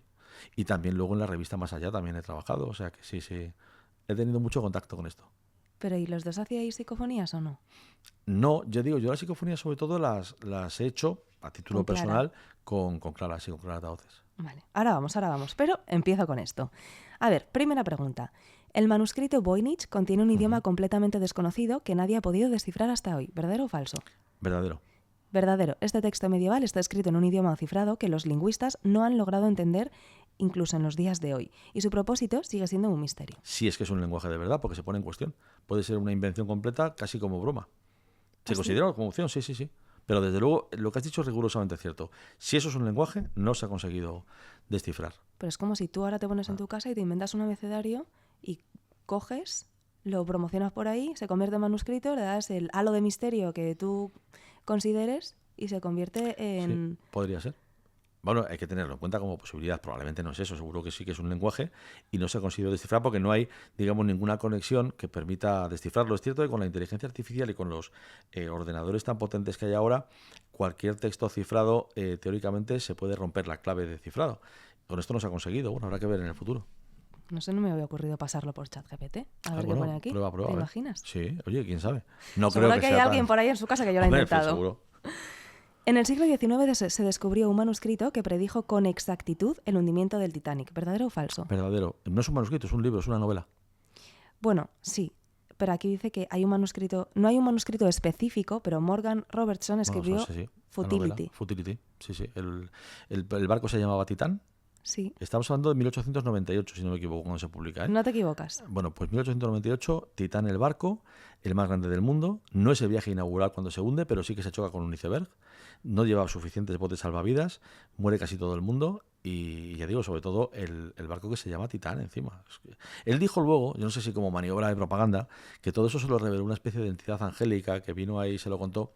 Bueno, puede ser que sea propaganda, pero desde luego el tipo, vamos, acertó de pleno, ¿eh? Qué fuerte. Pues hace un par de años o un año, no recuerdo bien, pero recientemente, no sé si te acuerdas que en las noticias salió que había un grupo pues, de personas que tenían mucho dinero y pagaron una excursión en una micro burbuja submarina para ir a ver el Titanic Sí. y murieron. porque Sí. cayó. Y a raíz de eso surgieron algunas teorías que decían que lo del Titanic estaba predestinado o prediseñado, porque viajaba el dueño de no sé qué banco, entonces no había interés en que ese dueño del banco llegara a no sé dónde, y ese precisamente unos días antes no embarcó y se quedó en tierra. Sí, claro, JP Morgan, el dueño. Exacto. Sí, pero fíjate que ahí está la teoría de que había una momia maldita que viajaba en el Titanic. Sí, la leyenda existe. Y además se sabe cómo fue porque no era cierto, no iba ninguna momia, pero sí que hubo una persona que contó en el salón de café o donde fuera que esa momia viajaba y el que lo contó no, murió, pero algunos de los que lo escucharon sobrevivió. Y contó la leyenda esta, o sea, hay de todo en torno al Titanic, hasta incluso que fue un ataque de los alemanes con un submarino, ¿eh? Que no fue una colisión contra un iceberg. El submarino lo estaría esperando porque el submarino es mucho más lento que un barco de este tipo en superficie, pero conociendo la ruta podía haber estado esperándolo y lo habría torpedeado, porque date cuenta de que fue en 1912. Quedaba muy poquito tiempo para la Primera Guerra Mundial. Para la primera. Y decían que el Titanic llevaba en las bodegas oro británico para comprar armas en Estados Unidos. Todas las teorías hay muchas. A la realidad cualquiera sabe, ¿no? Pues yo Pero me la sí, creo, me la estoy creyendo. puede ser. JP Morgan dijo, estamos hablando de un tipo que sabemos que era uno de los más ricos del mundo, ¿no? Muy poderoso. Astor sí murió en el barco, pero JP Morgan, el dueño, no. Él siempre viajaba, por lo visto, en los viajes inaugurales de sus barcos, de la compañía White Star. En ese no fue porque dijo que soñó que se hundía. Y no, a ver, yo de él sí me lo creo porque estamos hablando de un tipo con tanto prestigio y tanto dinero y tanta fama que no creo que necesitase decir eso como tontería, ¿no? O sea, que igual lo soñó, lo cual no quiere decir tampoco, oye, hay gente que sueña que le toca la lotería y le toca a uno, de todos los que lo sueñan, solo le toca a uno. Claro, se piensa que yo es que lo soñé, es casualidad. Pero aquí, bueno, él lo dijo. Qué fuerte, ¿eh? Si es que no hay nada como investigar un poquito. y ver los intereses. El Titanic también es otro de mis temas favoritos por una cuestión indirecta que te voy a contar que te vas a reír, pero yo tengo un libro de cocina del Titanic. Yo no sé cocinar, ¿eh? Yo no sé cocinar. Bueno, y también tienes un libro de postres. También, pero no, de postres yo no. De postres yo no. Tengo otros de cocina, pero son todos de recopilación periodística, de recetas. Bueno, no es tuyo el de postres, pero ayudaste un poquito, ¿no? Ayudé, pero no, ese no es mío. Pero el de la cocina del Titanic era que las recetas las diseñó el cocinero más famoso de su tiempo, Augusto Escoffier. Y él no iba en el barco, pero se hacían las recetas según la forma en que las describía. Y entonces los menús del Titanic se recuperaron en la expedición de Robert Ballard, los que lo encontraron en los años 80, ¿no? Hundido. Y entonces el libro fue una recopilación con el texto de los menús, la receta de Escoffier de sus libros de cocina reales, pues digamos traspasadas a lo que podía haber sido, que no sería exacto, porque el cocinero real de Titanic seguro que les daba su toque personal, ¿no? Pero eran esas recetas de Escoffier, con lo cual fue un libro periodístico, que conste. ¡Qué pasada, qué chulo! Sí. Ay, me encantaría tenerlo. Sí, pues ya ves si tengo algún ejemplar todavía en casa y te lo Y alguna receta. Sí. No, y además... Pensando que va a aparecer por aquí Jack, reencarnado en Leonardo... Iba a decir Leonardo da Vinci. Leonardo da Vinci también, sí. Leonardo DiCaprio. Sí, eso antiguamente entrabas en internet, ponías Leonardo y salía DiCaprio y decías, esto es intolerable. Tendría que ser da Vinci primero. No, que yo he intentado hacer alguna de esas recetas y no me ha salido, pero una vez me invitaron a una charla que di, precisamente de una exposición del Titanic, que tenía una parte en la que se hacía un menú de degustación basado en el libro. Y entonces un cocinero de verdad, no yo, hizo algunas de las recetas, oye, una pasada, ¿eh? Qué chulo. Sí. Oye, pues ahora hay una exposición en Madrid del Titanic. No sé bien, y lo voy a decir mal, lo sé porque lo he visto por ahí en redes sociales, pero sí que hay una exposición en la que te representan en 3D o 4D o 5D el Titanic, y es bastante real. O sea, es una de esas experiencias inmersivas que la verdad que parece que estás dentro. Creo que es un poco cara lo que dicen, pero oye... No, pero mira, yo no sabía que estaba porque no me entero prácticamente de nada de este mundo, estoy en otro... Mi reino no es de este mundo, pero me interesa mucho, ¿eh? O sea que seguramente lo miraré e intentaré ir. Míralo. Pasamos a la siguiente. El Triángulo de las Bermudas es responsable de más desapariciones de barcos y aviones que cualquier otra región del mundo. Eso es cierto. Falso. No, es cierto. Lo que pasa es que tiene una explicación. Es falso. No, lo que pasa es que tiene proporcionalmente. O sea, vamos a ver. Si dices claro, el Triángulo de las Bermudas es relativamente pequeñito. O sea, no puede ser más que todo el mundo. Pero la proporción, digamos, es mayor de la media. La proporción, la cantidad, no la proporción, es mayor que la media. Pero porque tiene una explicación, no hay ningún misterio ahí. Es porque es una zona de las más transitadas del mundo. Entonces, claro, donde más barcos hay, más fácil es que se hundan barcos. O sea, en ese sentido sí es cierto. Ahora que dices, hombre, es la zona que tiene como más... No, en número no. Porque obviamente, ya digo, hay zonas mucho más amplias. Es un triángulo, es Florida, las Bermudas y no me acuerdo cuál es el otro sitio. Pero ¿Puerto Rico? Puerto Rico no, sería las Bermudas y Florida. Pero claro, es una zona pequeña. Ahora, ¿es cierto que tiene una densidad de desapariciones mayor de lo normal? Pues sí, porque hay mucho tráfico. Pero el misterio no está ahí. El misterio no está en el número de desapariciones, sino en que hay muchas y están confirmadas. Esto no es en las que, por ejemplo, un barco daba por radio el mensaje de todo despejado, todo perfecto, y se acabó la conversación. Es decir, lo que tiene aquí misterio no es que haya muchas desapariciones, que ya digo, eso está más que explicado, sino el que se produzcan a veces de una manera tan repentina que no da tiempo a incluso radiar un mensaje de catástrofe o de amenaza. La teoría que hay más extendida sobre esto, la desarrollaron creo que unos científicos australianos, es que quizá haya unas grandes bolsas de metano bajo el mar, que claro, son burbujas enormes que ascienden de repente. Claro, tú imagínatelo, estás en un barco y de pronto el mar desaparece, porque está saliendo una burbuja de gas. Tú caes a plomo, porque claro, el barco cae, y de repente el mar se cierra sobre ti, con lo cual en 5 segundos has desaparecido. Pero en todo caso no sería temas ni de ovnis, ni de extraterrestres, ni de nada, como se puso de moda en los años 70 en aquel libro famosísimo de Charles Berlitz, creo que era así, El Triángulo de las Bermudas, que fue el que puso en el horizonte este misterio. Pero ya te digo, claro, si decías más número de desapariciones no, pero sí que hay muchas, pero por eso, porque tiene es una de las zonas más transitadas del mundo. A ver, ¿quién es el valiente que se cruza el Triángulo de las Bermudas? Se cruza todos los días muchísimo. Ya, todos los días. Digo, solamente para esa expedición. O te pones ahí tú solo a navegar. Yo me muero sabiendo esto. Bueno, yo, mira, me pondría una botella de estas de oxígeno. Me iría con el traje de buzo por si acaso preparado, pero sí me atrevería. Pero claro, imagínate que nos sube justo a nosotros la burbuja esa de metano, si es que esta es la explicación. Pues no, menuda gracia. No sé si me daría más miedo la burbuja de metano o los bichos que puede haber por ahí debajo. No, la burbuja de metano, de metano. Vamos con la última de esto y concluimos.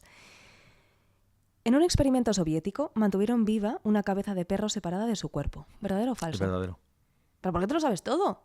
Es verdadero, es muy famoso. Lo que pasa es que era una máquina que estaba diseñada teóricamente para aplicarla a personas y fue un experimento de los que se fueron conociendo después de la caída de la Unión Soviética. Hay filmación, hay imágenes. Y la verdad es que es muy sorprendente, parece el doctor Frankenstein llevado a la realidad, ¿no? Pero sí que se consiguió. Ahora, ya si hablamos del motivo, ¿cómo lo hicieron? Me refiero, ¿para qué podía servir? Pues eso, ni idea. La verdad es que ese mismo médico también implantó cabezas de perro, esto es tremendo, en otros perros. Entonces, creó Como que perros había de un dos perro cabezas. con dos cabezas. Sí, sí. O sea, hizo unos experimentos de verdad Pero ¿y esto pues era eso, de legal? ¿Se Frankenstein. permitía? Claro, hablamos de 2 años, a lo mejor 50, en la Unión Soviética, que no se permitía. No sería más bien la cosa. O a lo mejor que están haciendo ahora que no sepamos. Eso seguro, claro. ¿Tú crees? Pero es que no hay duda, porque toda ¿Pero la tú vida crees es que así. puede haber por ahí una persona con dos cabezas? Que lo No, hayan eso no hecho tendría ellos. sentido. Ahora, los experimentos ahora serían más bien genéticos, seguramente, ¿no? O sea, que haya algún clon por ahí que ya se haya creado todo esto, pues es lo más probable. Claro, pero date cuenta de que si se pudo hacer en la oveja Dolly, nada impide que se haga un ser humano. Si estamos hablando de algo muy, muy similar. Muy similar. Ya, es que hay algunas cosas que se hicieron en su día pero que no se han repetido. ¿Y por qué? O porque costaba mucho dinero, No, sí, lo o de la porque no se oveja Dolly se ha obtenía repetido. beneficio, De hecho, o antes porque... No, estaba pensando más bien también en lo de el hombre en la luna. ¿Por qué no se ha vuelto a ir? no, pero eso Pues- te digo, eso te puedo explicar. Sí se ha vuelto a ir, de hecho, se fue 6 veces. Lo que pasa que ya en el 72 dijeron, ya no vamos a volver más veces, ¿para qué? Y una vez hechas esas misiones, volver realmente cuesta mucho dinero y ya se hizo lo que se tenía que hacer. Entonces volver otra vez tampoco tiene sentido. Ahora que se está hablando de instalar una base en la Luna, cambia la película. Cuando se intente, si es que es así, utilizar la Luna, que tiene mucha menos gravedad, como lanzadera, vamos a decir, para los viajes futuros a Marte o a otros planetas, también tendría sentido. Pero claro, volver después de... Mira, la carrera espacial termina con la conquista de la Luna. Cuando los americanos llegan a la Luna, la humanidad está, ¿no?, en el 69 viendo la imagen. Los rusos no se quejan, además, o sea, no dicen, les felicitan incluso, aunque fuese a regañadientes. Y las siguientes expediciones a la Luna ya no se ponían, bueno, la siguiente sí, el Apolo 12, por ejemplo, sí, pero el 13 creo que ya no. Es que ya ni siquiera se emitían por televisión. ¿Tú sabes que yo Entonces- entrevisté, una de mis primeras entrevistas? Bueno, no fue una entrevista, fue una traducción simultánea. Fue a un astronauta del Apolo 14. El Apolo 14, fíjate, Sí. otro de los que llegaron, sí. Sí, sí, fue en directo en la radio. Sí, ¿te acuerdas del nombre del...? Charles algo. ¿Te lo puedo buscar? No, si era por Mientras tú curiosidad, cuentas algo porque interesante. ha habido algunos astronautas de las misiones, de la misión Apolo, que han dicho que llegaron a ver algo, que había algún tipo de luces extrañas que iban por allí con ellos, ¿sabes? Hay algunos que lo han dicho. De hecho, el mismo Buzz Aldrin, lo que pasa que ya sabes que Aldrin tiene un poco, se ha asociado siempre su personalidad con algo un poco raro, pero que él decía que habían visto incluso una especie de ovni mientras iban a la Luna y que no lo radiaron en el momento, porque decían, es que estos van a pensar que estamos por el viaje, que se nos ha ido la cabeza. Pero lo vieron, Armstrong también lo vio. Mi padre le entrevistó, por cierto. Sí, lo sé. Sí, sí. Lo sé. Y además fue aquello de que solo le pidió una paella y ver una corrida de toros. Eso no lo sabía. Sí. ¿De verdad? Sí, porque, a ver, no pagaban en el programa, no sé, eso no se suele hacer, pero sí que se tenía una atención, ¿no?, con el invitado. Y entonces tu padre le preguntó a Armstrong qué quería en España, pues que quería, pues yo qué sé, alguna cosa que le apeteciera. Y dijo eso, que quería una paella e ir a los toros. Oye, pues Bueno. mira, ¿y se lo dio? ¿Se lo Por proporcionó? supuesto. Pues fantástico, entonces. Sí. Cuéntame ahora acerca de las psicofonías. Sí. Bueno, las psicofonías, el hecho en sí es que con una grabadora, que puede tener, por cierto, micrófono o no, que esto es lo sorprendente también, el micrófono está roto y puede registrar en el momento que está grabando sonidos que no son audibles para el oído humano. Esta es la definición. Son sonidos que generalmente cuando se estudian, los que saben de sonido dicen que tienen unos, no sé si llamarlo armónicos o unas características de onda que son diferentes a la voz humana normal, o sea, como si no fuese eso realmente humano o una voz articulada por una garganta y una boca, ¿no? Pero yo no sé realmente en qué consiste, digo simplemente que me lo han contado un poco y se graban a veces en situaciones en las que, ya digo, no se deberían grabar, no se oye nada, se han dado explicaciones muchas veces muy peregrinas, tanto por el lado de a favor de ellas como en contra, por ejemplo a favor que son voces de espíritus que cualquiera sabe y en contra que es que son inclusiones de la radio que se graban ahí, claro, cuando alguien dice una frase completa o cuando en el caso por ejemplo de Altavoces tiene grabaciones en las que dicen su nombre, mucha casualidad es que en la radio estén diciendo justo tu nombre y tú además lo grabes y solo grabes eso. Es un fenómeno fascinante, yo lo he intentado bastantes veces, he grabado varias psicofonías, una de ellas, bueno, más de una, pero una de ellas muy impactante, la verdad, en un desguace de coches, porque como decíamos, ¿no?, antes, a veces los sitios donde se graba la psicofonía no tienen por qué ser los que a veces se asocian de un modo mítico con el tema del dolor o de los muertos, o yo qué sé, de los espíritus. Y en esa psicofonía que se oía "Mamá, ¿dónde estás?", una voz clarísima de niño en un desguace de coches, una mañana de noviembre, de diario, o sea, un día laborable, Vale, que ahí no hay niños, claro. ¿por qué se te ocurre ir a ese desguace? No, pues precisamente por lo que decíamos, como son sitios de dolor, pues hombre, en los coches, muchos de los que están en desguaces porque han tenido grandes accidentes que han podido haber fallecidos. Entonces, bueno, por ir allí, pero he ido allí y a muchos más sitios, ¿eh? Por ejemplo, ¿has ido a este sanatorio que está en Pasado Torrelodones? He intentado ir, pero no llegué a él, pero he estado en otros similares. Yo te acompaño si quieres, yo Sí, me cago, perfectamente, Yo te se espero puede. fuera por si hay que huir, Sí. yo tengo el coche encendido y en marcha. Pero yo entrar, no sé si No, entro a es hacerlo. que no, porque puede ocurrir que pase algo y salgas tú pitando y me dejes a mí allí. Así que lo siento, pero no. El coche se puede dejar en marcha, pero te vienes conmigo. Si no, no tiene gracia. Me muero. Sí. ¿Sabes? También en el Pardo, por cierto, en el Pardo hay unas...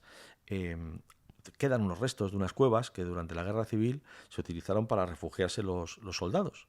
Y uno de los sitios donde fui a grabar fue ahí. Y hay una voz, es que esto, quien lo lleva a pensar que es una broma, pero de verdad que no lo es. Además está mal dicho, o sea, el imperativo está mal dicho, pero se oye una voz como muy así, ¿cómo se puede decir? Vibrante, que dice, rendiros.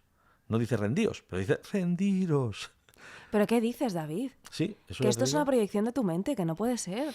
Pues lo será, pero yo, mira, con Clara Tauce siempre hacemos lo siguiente, que es que llevamos más de una grabadora. Normalmente mínimo 2, pero puede ser 3, 4. Para probar que no es un sonido real porque solo se registra en una de ellas, no en las 4, en las 3 o lo que sea. Con lo cual, eso en la de Clara no se grabó y en la mía sí se escucha ese rendiros. Nos ha pasado en otras ocasiones. ¿Y cómo otros fue sitios. la primera vez que hiciste una psicofonía? Porque entiendo que el miedo no te da el sentarte en una sala, darle a grabar y esperar, ¿no?, a que pasen las horas. Me imagino que luego coges la grabadora, ya llegas a tu casa y le das a play. ¿Qué pasa ahí? Bueno, que a veces te lleva a la sorpresa. Y yo la primera vez que me pasó, me llevé la gran sorpresa. ¿Estabas solo? No, que va. Estábamos, pero yo no la bueno, cuando lo escuché sí. Pero habíamos ido a grabar, estábamos con un programa, el que comentaba antes también de Javier Sierra en Telemadrid, hablo del año 2004, y habíamos ido a grabar al pueblo de Belchite, de la Guerra Civil en Zaragoza, que quedó destruido y se mantuvo como un monumento, pues eso, a la guerra y todo esto. Es un lugar famoso por grabar psicofonías. Entonces, nosotros íbamos allí no a grabar psicofonías, sino a grabar qué había ocurrido allí, con un señor que era un niño cuando aquello ocurrió, para que nos contara la historia. Entonces yo, que en aquel tiempo todavía no me creía nada del tema del misterio, me llevé una grabadora en el bolsillo era octubre, estaba lloviendo, no lloviendo, estaba chispeando ese día, y yo llevaba una grabadora de las típicas de periodista, de estas analógicas con cinta chiquitita, a microcasetes o como se llame, la llevaba en un bolsillo. Y entonces yo decía, vamos a ver, esto de la psicofonía es una chorrada, pero si desde luego en algún sitio se pueden grabar, aquí se tienen que poder grabar, porque aquí lo del dolor, todo eso, vamos, hay incluso todavía, se entiende que hay alguna fosa allí dentro y muertos todavía enterrados que no se han sacado, los restos, ¿no? Entonces yo iba por la zona diciendo, venga, fantasmas, si aquí hay algo, venga, que se grabe algo tal. Bueno, yo un poco de broma.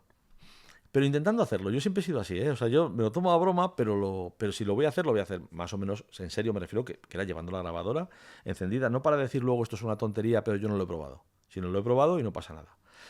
Hay un momento en el que estábamos haciendo la entrevista a este señor mayor, que tenía 12 o 14 años cuando ocurrieron los hechos de la guerra, y estábamos filmándole. Es importante esto que digo porque, claro, estábamos en ese momento con el realizador del programa que venía con nosotros, atento al ruido de una mosca. Claro. Porque estábamos grabando la entrevista del señor. Y entonces, durante esa entrevista, yo tenía la grabadora todo el rato encendida, en el bolsillo era una especie de sudadera que yo llevaba, no hacía mucho frío.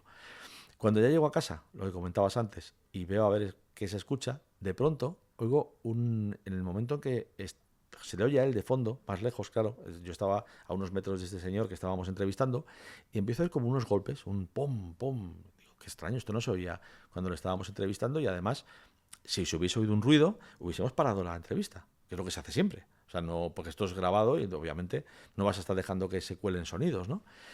Oigo que los sonidos, esos ruidos, van siendo, que parecen explosiones, van siendo cada vez más intensos, más fuertes, cada vez más, van como subiendo, pum, pum, pum, duran bastantes segundos, a lo mejor 10 segundos, y luego van descendiendo otra vez y desaparecen.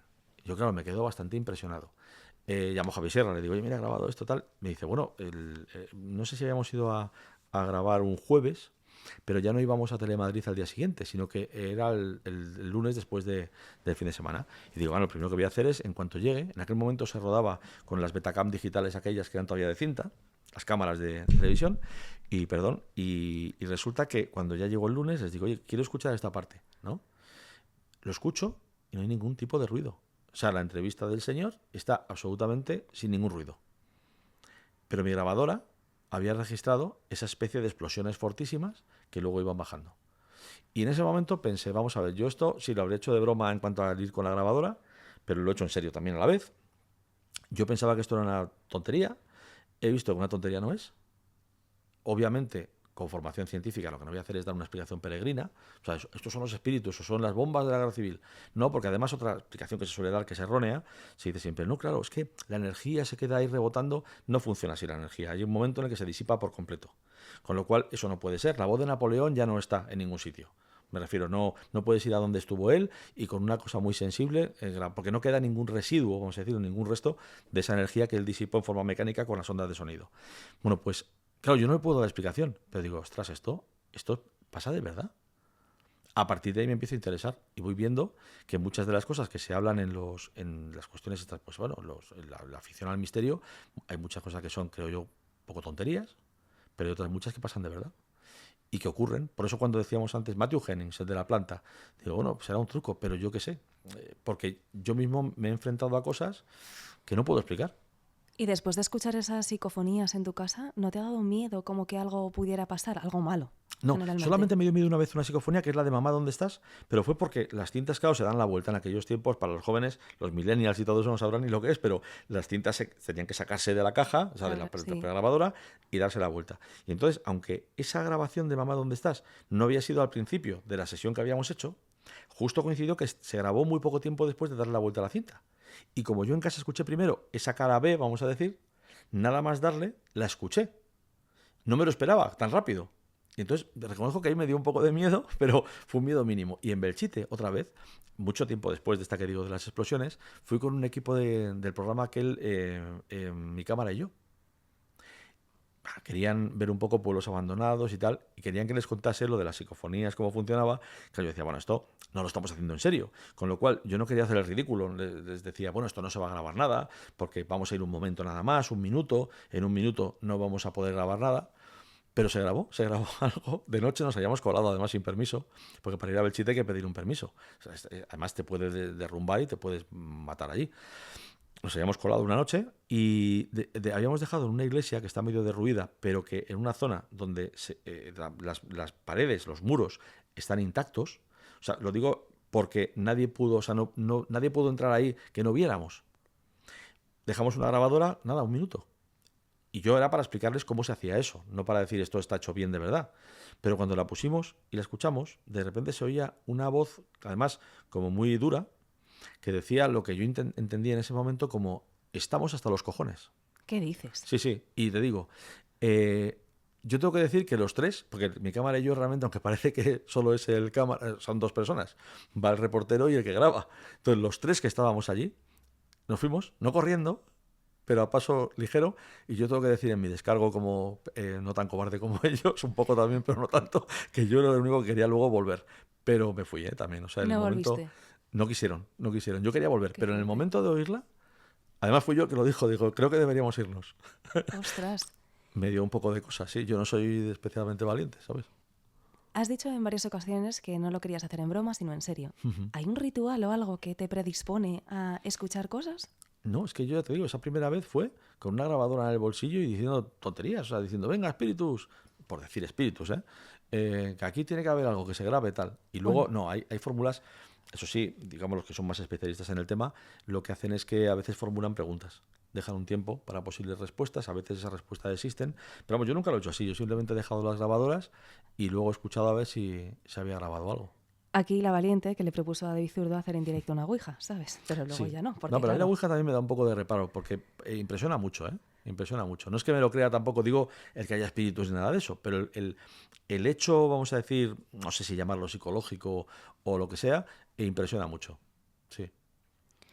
Me quedé así como un poco pensativa porque yo la ouija la hice de pequeña, pues Ujú. típico 14, 15 años, que es la primera vez que escucho en mi vida lo que es una ouija y se hace. Y por supuesto hay otros más mayores dentro del grupo que son quienes llevan la voz cantante y Sí. obviamente pues quienes hacen el truco, porque sí había truco.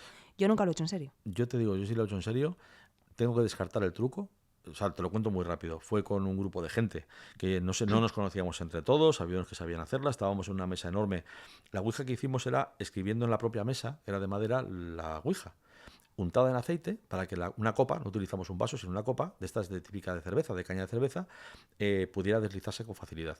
Éramos muchos, no nos conocíamos entre todos, y eso se empezó a mover, eso sí, con el dedo puesto, ¿eh? O sea, nada de que se mueve solo, a una velocidad que yo de verdad descarto que sea truco. Otra cosa es que nos pusiéramos, yo que sé, las mentes en fase, me da igual el nombre que le pongas, pero eso iba a mucha velocidad. Pero claro, yo me llevé un test para hacerle a esos supuestos espíritus, pues yo no pensaba que fuesen espíritus. Por ejemplo, cogí una carta de una baraja, después de barajar, y la metí en un sobre, y cerré el sobre. Un libro que yo tenía en casa y que no había leído, dije, ¿cuál es la primera palabra de la página 100 de este libro? Luego, preguntas también hasta matemáticas. La raíz cúbica de 827, que yo de cabeza desde luego no soy capaz de calcularla. Y llevé esa batería de preguntas y ese supuesto espíritu no dio ni una. O sea que, por eso te decía que lo que ocurre ahí es algo que impresiona mucho porque es para mí muy fuerte. El cómo puede ir esa copa con esa, o sea, el vaso, con esa velocidad y con esa precisión, parándose justo en las letras y dando mensajes que tienen sentido muy rápido, demasiado rápido para que personas que no se conocen los urdan, vamos a decir, porque además no serían todos. Como mínimo ya había uno que no estaba compinchado, que era yo. O sea, eso ya te lo digo. Que vaya tan rápido es raro. Pero claro, luego ese supuesto espíritu ni sabe cuál es la carta, que la sacas del sobre y la pones para que la vea, teóricamente, ni te sabe decir cuál es la palabra de esa página con el libro abierto por esa página. O sea, es decir, a mí me parece que es no sé, quizá una alucinación colectiva, o tiene parte de eso, pero que hace que el efecto sea sorprendente, sí. Muy, muy fuerte. Wow. Y recomiendo que no se haga porque es fácil, de verdad, que esta impresión que te dé te llega a dar cierto miedo, cierta obsesión, ¿eh? A mí no me pasó, pero tuve un amigo que sí. No estamos recomendando hacerla, No. solo era como una proposición de aquí la valiente Ujú. que por suerte dijiste que no, pero bueno, si hubieras dicho que sí tampoco lo hubiéramos hecho, que lo sepas. Bueno, ya te digo que dije que no y me mantengo. En cambio, hacer psicofonías me gusta y no me da ningún tipo de miedo y creo que no tiene esa componente además de obsesión. No de obsesión, pero es más de miedo de esta, o sea, tienes la grabación de un ente que no sabes qué es, que escuchas y descifras lo que está diciendo porque es en tu propio idioma y que no has visto. Con lo cual, es que yo estaría ahí diciendo, bueno, es que no quiero venir aquí en mi vida. No, visto Claro que así, como lo sí. escuchas en diferido, porque lo escuchas luego en tu casa, Claro, quizá eso te quita ese miedo que si lo escuchases en el momento a lo mejor te daría más cosas. Aunque no, a también mí existe la psicofonía directa, ¿eh? Se hace con una radio, se pone en una radio analógica, en un canal desintonizado, donde haya ruido blanco o nada, y a veces se escuchan también sonidos que entran en ese momento. Quizá eso te podría dar más cosa, ¿no? Eso no lo he hecho nunca. me muero. Es que, ¿qué haces en ese momento? ¿Qué haces? ¿Interactuar con la persona que está Intentar, sí, hablando? ¿por qué no? Ya que está. Ay, mira, de verdad. Vamos a dejarlo aquí porque a mí ya me está dando un poco de cosa. Aunque también te digo, ¿que quieres ir a hacer una? Yo te acompaño. Si es Sí, que que soy sí, la que sí, eso contradicción sí. hecha persona. Pero si eso además ya te digo que es interesante y luego también te abre, porque ya te digo, para mí sí que fue así, ¿no? Te abre una nueva dimensión, no a que haya un mundo espiritual o deje de haberlo, pero sí a que hay cosas en este mundo que no conocemos. Y hay algo que, igual que, ya te digo, para alguien con esa formación científica, molesta mucho cuando alguien tiene ideas peregrinas que saca de ninguna parte o de repente se hace terraplanista en contra de todo tipo de pruebas y de evidencias, pero también molesta mucho la gente que lo niega todo sin haberlo intentado probar. Entonces, por eso te digo, yo sí lo pruebo. Digo, venga, ¿por qué no? Y lo hago en serio. Aunque con mi cachondeito, pero lo hago en serio. Y cuando luego pasa, dices, ostras, pues que aquí hay cosas que están fuera de la órbita de lo que sé y pasan de verdad. Ya sé que hay muchas psicofonías conocidas, pero como nos ataña, o lo que nos atañe a nosotros, que es España, que es donde estamos, la más conocida tal vez puede ser la del Palacio de Linares, ¿no? Sí, pero esas son falsas, se sabe aquella de mi hija Raimunda y todo eso. A ver, Además, no es cuéntame. que parecen, sí, era algo así, que o sea, hay una voz como susurrante de mujer Sí, que decía, mi hija Raimunda, sí. nunca le oí decir mamá o algo parecido. Bueno, esa psicofonía se sabe que es falsa y además es que si uno escucha una psicofonía, vamos a suponer supuestamente real, yo puedo decir las que he grabado yo, claro, otras, y escuchas eso, ves que claramente eso no es una psicofonía. Porque, por ejemplo, en la del desguace que decía que soy ya lo de mamá, ¿dónde estás?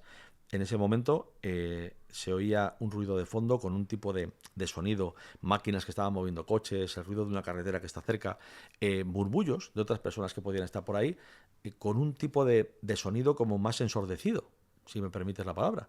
Y de repente, mamá, ¿dónde estás? Es una voz totalmente diáfana, clarísima, mucho más fuerte incluso, más cercana a la propia grabadora. Cuando ahí, desde luego, ya digo, niños no había en el desguace este. Un día laborable, por la mañana, vamos, es un desguace de coches, que va a haber niños. Si tuvieras esta tarde todo el tiempo libre del mundo y todo el dinero del mundo y todo lo que tú quieras del mundo, ¿dónde te irías a hacer una psicofonía? Pudiendo elegir cualquier sitio. Hombre, pues, por ejemplo, me haría ilusión, pues un personaje que admiro mucho, pues a lo mejor, aunque ya digo que antes he dicho que los cementerios no son el sitio, pero claro, pues a la tumba de Kennedy, por ejemplo, o algún lugar que tuviera que ver con Kennedy, por ejemplo, sí, me haría gracia. Sí, podría estar bien. Porque yo en el Valle de los Caídos, por ejemplo, en el Escorial, eso ya las he hecho. ¿Y? Pues en el Valle de los Caídos salieron una especie de gruñidos extraños y poco más, y en el Escorial nada. A lo mejor esos gruñidos eran, dejadme en paz, Podría dejadme en paz, ser, sí. no me mováis. Y con razón. No, vamos, no digo con razón que no me mováis, sino con razón los gruñidos, como decir, dejadme ya de estar aquí pegando, ¿no? Gritos, vamos, gritos, de estar pidiendo que me manifieste. Oye, David, se me están quedando un montón de temas en el tintero, pero ya llevamos 1 hora y media. Ya llevamos 1 hora y media hablando de enigmas, misterios y demás. Se me quedan un montón de ¿Te temas, parece como una te hora y digo. 29 minutos, nada más? Fíjate, depende de cómo lo veas y la intención que le des, según me han enseñado. Pero antes de concluir, me gustaría hacerte el cuestionario que le hago a los invitados que pasan por aquí, que no tiene nada que ver con vuestra temática. Es simplemente un poquito así la festal para conoceros un poco mejor a la persona detrás del personaje. Muy bien. Ganas de viajar. ¿Qué prefieres, ir a un hotel o a un Airbnb? A un hotel. Un viaje que recomiendes. Un viaje que recomiende. Es que es muy complicado, claro, porque a la luna, venga. A la luna. Pero no Si has se estado. pudiera. No, pero si se pudiera. Claro, pero es que me chafas la siguiente pregunta, que es un viaje que tengas pendiente. Ah, vale. Es que claro, están todos sitios. Pero mira, sí reconozco, por ejemplo, que me gustaría mucho, y no lo conozco, conocer Atenas. ¿Tú Mira, no conoces fíjate, Atenas? cosa más tonta, sí. La madre que no te te... estoy diciendo nada exótico. Pero el viaje que recomiende, es que yo diría, claro, es casi imposible, ¿eh? Pero no sé, una ciudad a la que le tengo especial cariño es Nueva York. Lo que pasa es que he oído que ahora está bastante desmejorada, pero sí, ¿Salir a cenar fuera o cocinar en casa? salir a cenar fuera. ¿Dónde? En cualquier sitio. La compañía es lo principal. Bien. Canción para un último baile. Canción para un último baile. Pues posiblemente, aunque no es para bailarla, pero vamos, No Woman No Cry, de Bob Marley. Qué buena. Un libro que te estés leyendo ahora mismo. Pues me estoy leyendo, es que yo soy muy antiguo, me estoy leyendo El extraño caso del Dr. Jekyll y Mr. Hyde. Anda, ¿qué Sí, dices? Sí. Es un libro además finito, o sea, no es nada, no es ningún tocho, vamos. Qué curioso. Ujú. Yo eso solo lo he visto en película, creo. Sí, bueno, claro. ¿De qué hablas cuando no hablas de tu tema, que en este caso es misterios, digamos? Prácticamente todo, me interesa casi todo. Eso Bueno, es verdad, certifico. quitando un par de cosas, pero casi todo sí. Ujú. Algo que te obsesiona últimamente. Tú sabes que en redes sociales ha habido una tendencia que era ¿cuál es tu imperio romano? Es otra manera de preguntar qué te obsesiona. ¿Qué me obsesiona? La muerte siempre. ¿Pero porque te da miedo o porque No me da te ningún suscita miedo. curiosidad? No me da miedo, pero me suscita mucha curiosidad y sobre todo tiene una gran importancia en lo que es lo contrario, que es la vida, ¿no? Tiene mucho valor el decir, sabemos que nos vamos a morir, el qué sentido va a tener todo esto por el hecho de que te mueres. Sí, es algo que me obsesiona, pero no me obsesiona en un sentido malo, sino simplemente que tengo presente siempre. ¿Y te da miedo? No, miedo no. El cómo sí, el qué no. El qué Ya. no. O sea, que es la muerte en sí misma, ¿no? Eso no me da ningún miedo. ¿Crees que hay vida después de la muerte? Antes pensaba que no, pero cuando uno es más ignorante es más también más osado. Ahora que sé más cosas que antes, no digo que sepa muchas, pero más que antes desde luego, pues tengo la sensación de que puede que haya algo más, pero no sé si responde más a un deseo o a un pensamiento real. Como no lo sabemos, No lo sabemos. no podemos decirlo. No. ¿Qué serie estás viendo? Pues ahora mismo... ¿O peli? No, serie. Bueno, peli, puedo decir las dos cosas. Estoy viendo todo, insisto, muy antiguo soy, porque estoy volviendo a ver por enésima vez Todos los hombres del presidente, la película en la que se cuenta el caso de Woodward y Bernstein, los periodistas que hacen que dimita a Nixon. No la he visto, la quiero ver. Es una película más de los 70, es de 75, 76. Es esa época en la que el cine se había hecho muy sobrio, que es mi época favorita. Y luego, serie, estoy viendo la 8ª temporada, que ya la había visto en su día, pero me apeteció, de House. Anda. O sea que fíjate, todo nuevo, ¿eh? Sí, todo nuevo. Sí. Oye, estás revisitando los clásicos. Vamos, y tan clásicos. Y terminamos con un beso y un adiós. Un beso a algo o a alguien que te haya gustado y un adiós a todo lo contrario. Joder, qué curioso.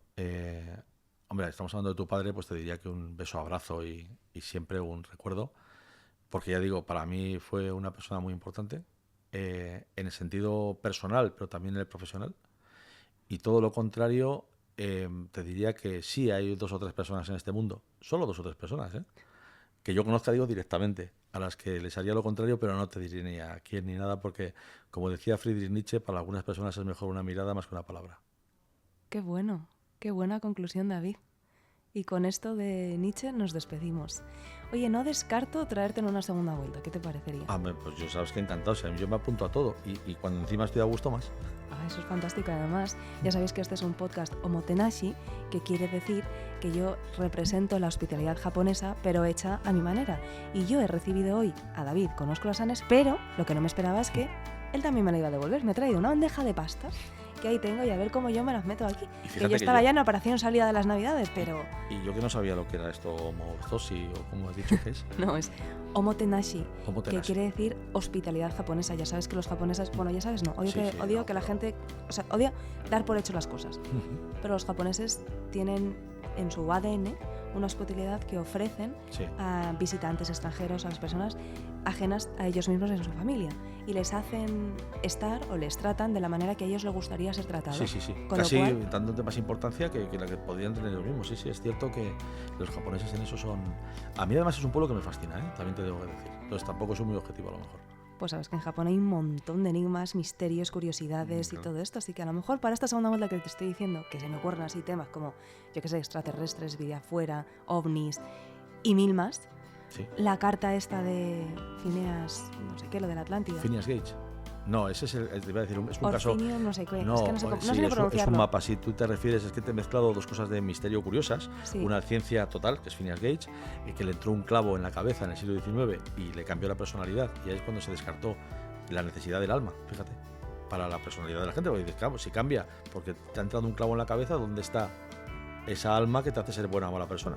Pero bueno, esto ya si quieres lo hablaremos, porque es un caso totalmente científico, estudiado por la psicología y la psiquiatría.